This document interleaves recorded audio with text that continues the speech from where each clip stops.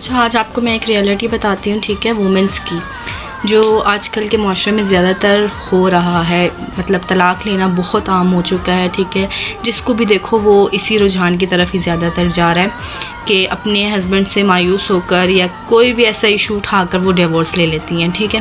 تو آج میرے سامنے سے ایک ویڈیو گئی ہے، تو اس میں ایک وکیل صاحب تھے، وہ بہت ہی جانی مانی شخصیت ہیں، ٹھیک ہے. ان کا انٹرویو تھا تو انہوں نے یہی بتایا کہ جو زیادہ تر طلاقیں ہو رہی ہیں نا، وہ یہ جو ٹک ٹاک لائیو ہے اس کی وجہ سے ہو رہی ہیں، ٹھیک ہے.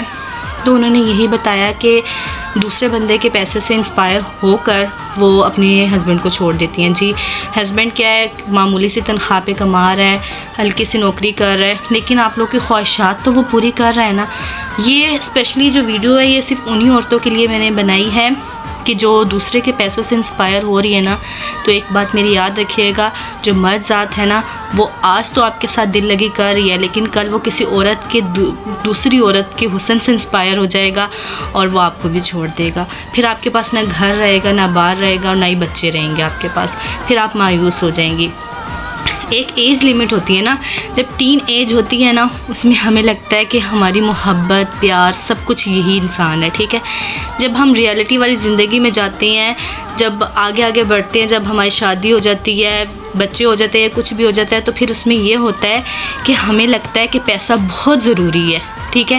لیکن جب ہم اس ٹائم سے بھی نکل جاتے ہیں نا، جب ہمارے پاس آگے کا ٹائم ہوتا ہے، جو ہمارے لاسٹ اسٹیج کا ہی کہہ لیں چل رہا ہوتا ہے، تو اس میں یہ ہوتا ہے کہ ہمیں ایک اچھے ہمسفر کی ساتھی کی ضرورت ہوتی ہے، ٹھیک ہے، جو ہمارے ساتھ ہماری ہر دکھ تکلیف میں ہمارا ساتھ دے، ٹھیک ہے. جب یہ پیسہ بھی کام نہیں آتا اور کوئی چیز کام نہیں آتی، ٹھیک ہے.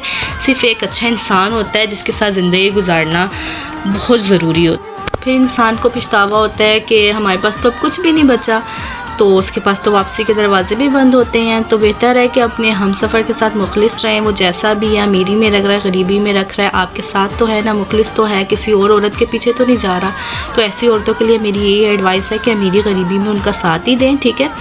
اور یہ تو اللہ کی عطا ہے، اللہ آپ کو جب چاہے جتنا مرضی چاہے عطا کر سکتا ہے، ٹھیک ہے. اس لیے دوسروں کی شخصیت سے، اس کے پیسے سے یا ان کی کار سے یا گھر سے انسپائر ہونے کی ضرورت نہیں ہے، ٹھیک ہے.